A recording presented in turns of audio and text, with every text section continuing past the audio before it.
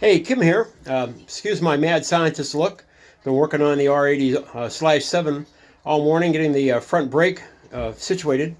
I don't know if I mentioned this before in a previous video, but in my video that I did with uh, the Tail of the Dragon that I rode last summer, I had no front brake at all. I mean, it worked, but I had to squeeze the hell out of it as hard as I could.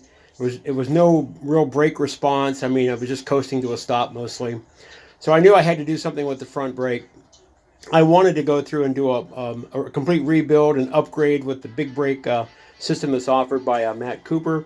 I actually bought this stuff to do that, but at the last minute I decided I wanted to keep the bike as original as possible, and that was just way too much effort in terms of it would have changed the whole appearance of the front end of the bike. And I take the bike to vintage bike shows and stuff like that, so that turned out not to be an option for me. So what I did do is I rebuilt the entire brake system for the front of the bike, and that's what I'm going to show you here now. So bear with me. I'm not a professional at videoing or or doing brake jobs, but I feel very comfortable and confident that I've done it properly. I have a climber's manual that I used. The people at EME were real good about getting me all the right stuff that I needed. So with that said, I'm going to go ahead and flip the camera around. I'm going to show you what I've been doing in terms of setting this bike up. So give me a second here. All right. So here we go. First off, the front of it, I've actually put a new rotor on. I rebuilt the the caliper itself. And I put new pads. I don't know if you can see there were not new pads installed, and a stainless steel brake housing for the brake line coming up to the master cylinder. I rebuilt the master cylinder, and I added a brand new brake cable, which I did a video on previously, where the brake cable itself was basically completely frozen shut, and now it's got good movement, good spring back. So anyway, I bled the system, and it's looking pretty good. I'll show you here in just a second. All right, so something I never did before was modulate. I couldn't slowly bring it to a stop like I just did there. But the other thing I never did was, if I grabbed a handful of brake, have it completely stop.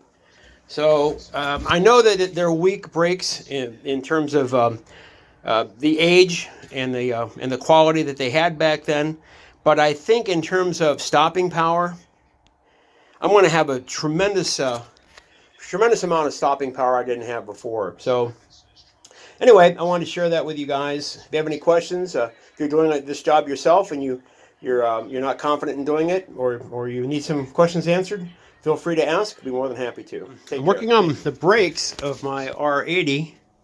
Got that apart. There's over there. I've got that put back together. Been cleaning everything up, and I bought some new cables. And at first, I didn't think I really needed them because there was nothing wrong with them.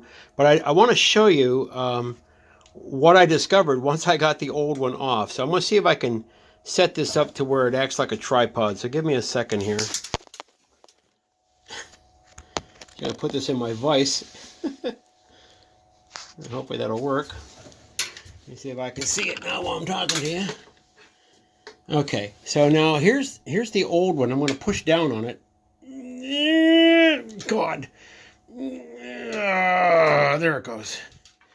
Push down, pull back up. Here's the new one.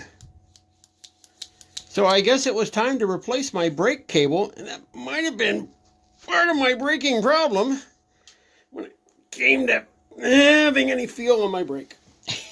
So it was a good choice.